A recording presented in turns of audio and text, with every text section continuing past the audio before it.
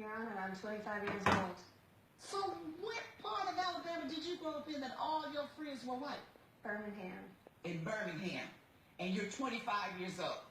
Yeah. Which means that was in what? 1990 something you were born?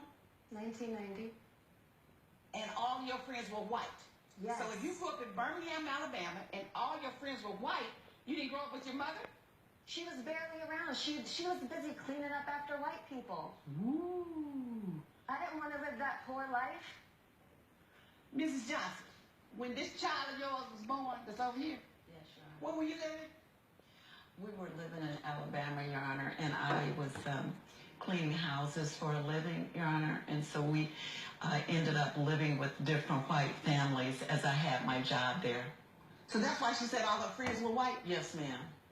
And she went to school in the area of the families that you lived and worked for. She went to school there? Yes, ma'am. And do Yes, you ma'am. realize and understand why you were able to do that? Yes, because she was poor and uneducated. And so I had to live a life of struggling. And like I said, once I got away from her, I tried my best not to live that kind of life. So how did you get away from her? I earned enough money to get away from her, and I started dating this white guy whose family had a lot of money. At what age? 16. And then you changed your life? I mean, you changed your identity Yes, I or went something? to college. I got an education, All something right. that she does not have. You won't see And me is that bring her up- fault that she doesn't have an education? Yes. Why? She's her own woman. I'm not her mother. You say you went to college? Yes. You sound like an ignorant fool. Doesn't matter. Coming up on Justice with Judge. Educated woman, you didn't learn anything about history. Did you take a history class? Sure did. You didn't learn a doggone thing. Because if you don't understand why your mother was working where she was working and doing the kind of work that she did and did not get a college education, it's because you don't understand your history and what went on in America during her age, a woman in the 60s, or 60 and over. And you have the audacity to turn down your nose at her for doing what she could to keep your little behind alive and well. I just don't live my life as a black person, so What you live your life as? I live my life as a person of privilege. You live your life as a Similar lie. to those That's of right. white people. Because you said the man that you went to live with, his family was privileged, not you. Well, that's the life So you that I live in a created lie. for myself. Okay. That's the life that I created for myself, and she ruined it. So how did she ruined ruin that, it? and she ruined my relationship with everybody. How did she ruin your life? And how did we get to this $600 claim? Because, Your Honor, once I got enough money to get away from her, I moved away. I didn't give her my number. I didn't give her my address. I told her if I wanted to get in contact with her that I'd reach out to her. But no, she is stalking me. She showed up one day to a grocery store in my neighborhood, stalking me down in the aisles, trying to talk to me in front of all these white people. Oh my God, what a terrible thing. Well, and then the following week, she shows up to my job, causing a ruckus. And What did she do? She's just at the door saying, "Oh, there's my daughter. I need something to say to my daughter, blah, blah, blah." And What I was see your her. job? I'm a dancer, What kind of dancer? a burlesque dancer. Burlesque dancer. Yes. College education, that's the best you can do? Yes, I'm still in grad school. Oh, what you in grad school for? Law. Okay. Law. Who are you going to represent? Myself. Yeah, you're right. Just you. Because not too many people would hire you with your state of ignorance. So your mother is outside asking for you, not asking, but telling people that's my daughter and I want to see her. Right, and she And said that to my boss. And? And now he's asking me if that's my mom, and so of course I had to say no, because they can't have people like her in there. What? You mean black people, you're dancing at a burlesque club somewhere in Alabama that's still racist? Listen, And black people aren't listen, allowed? Your Honor, let me tell you something. My boyfriend found out that my mom was black, and he confronted me about it. That's and when good. I said no, I wasn't black, he put his hands on me. Yeah. And it's her fault. She came here to ruin me. It's your fault It's because you've been her living fault. a lie. And you won't accept your heritage and your roots. And you will not acknowledge your mother as your mother. It's your fault because you've been living a lie. And your lie got discovered. And it was totally unnecessary. If you and so sensible. You wouldn't have to live a lie. I didn't live a lie, and I have a college education. That's great. She doesn't. Oh my goodness. Miss Johnson, I feel your pain. Yes, ma'am. I feel your pain. So that's when you say you got sent home because she came to your job and they found out you were not black, white, but black, and therefore they sent you home because Yes. she wasn't allowed there? Yes, they sent me home Where because is they this can't place? have people like her there. People like her. They Yes. had people like her because they had you. Like I said, her and I are different, obviously. Miss Johnson, let me hear from you. Your Honor, I'm so sorry. If you can talk, but whew, God help me, because I I'm feel like looking. coming down there and knocking some sense in your head. Your Honor, I'm just really saddened that I'm here in the first place and that you and everybody else has to hear and know that my daughter is suing me for $600. And I have to say I'm not surprised. Really? I'm not surprised. Why not? Because my daughter and I, the best thing about this case, Your Honor, is that I get to see my baby because we don't talk, and I don't see her ever. Coming up, She can't pass. Justice with Judge Maybelline.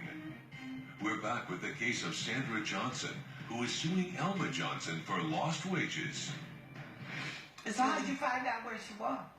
Well, I ran into a friend of hers that A white friend? Yes, ma'am. Mm-hmm.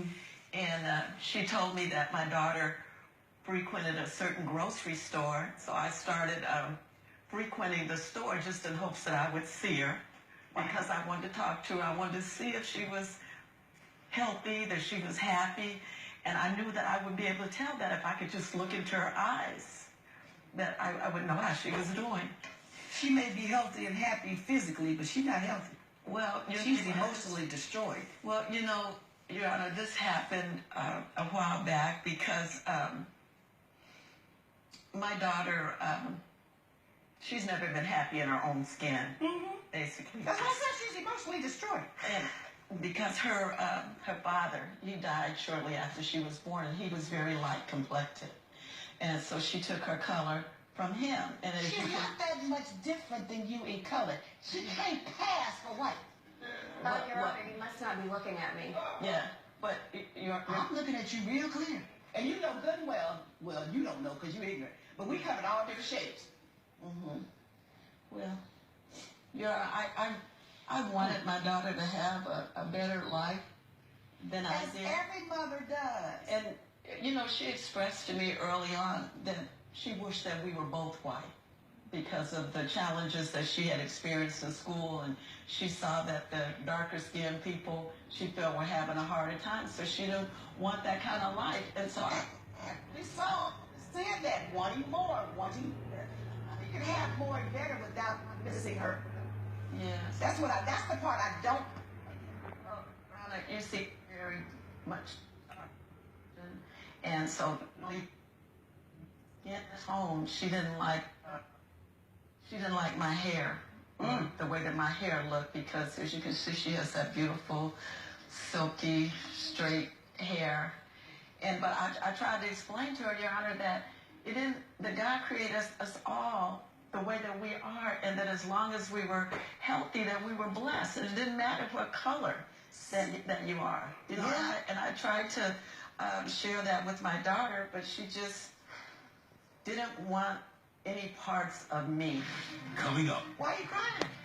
So what did you do when you went to her job, when you finally found out where she was and where she worked? Well, Feeling a mother's pain and love for her child. Well, Your Honor, when I went to her job, I wasn't trying to stalk her or anything. I just needed to talk to her. And so I was just telling the security guard there that my daughter was in there, that I needed to talk to her because I had to share something that was Did you was get a really chance to important. share it? No, Your Honor, because the security guard just looked me up and down and let me know that You weren't welcome. I wasn't welcome there. You want to share it now? since she won't allow you to share it elsewhere? Yes, Your Honor. What's she got to say? What'd you say? I don't want to hear what she has to say. You got self-hatred. You're living with self-hatred. Trust me, I know it, because I lived with it. I didn't like my thick, nappy, quote, hair, my big nose, my dark skin. I know what you're feeling. But the way you're dealing with it, lying about who you are and what you are and your parentage and your heritage is not the way to handle it. You've got to learn to live with the skin you're in. Do you realize that? Do you realize that? I realized that I was happy before she came. You don't have to hate yourself. You're beautiful as you are, no matter what skin color you are, but the beauty comes from within, not from without. Mm-hmm. And you're nasty within. And that's because you are hurting and don't like yourself. But you can get some help in dealing with that. But not listening to your mom and hating her. She was born the way she was born. Did she have control over that? No way. Now, I understand from what I read, what your mother has to tell you is something very private about her health. Is that right? That's right, Your Honor. And I don't know if you want to share it with the rest of the world. But I'm not so sure that she'll let you sit and talk to her. She got to say what she got to say now. Say it. I went to my doctor because I hadn't been feeling that well. And he took one look at me and saw that my color was different, that I didn't look good, and he asked me what had been going on. And so when I shared with him that I was so worn out and stressed out because I didn't have a relationship with my daughter. My blood pressure was high. Everything was going wrong. So the doctor ordered several tests for me, and I took those tests, Your Honor. What's the diagnosis? And the diagnosis was terminal, Your Honor.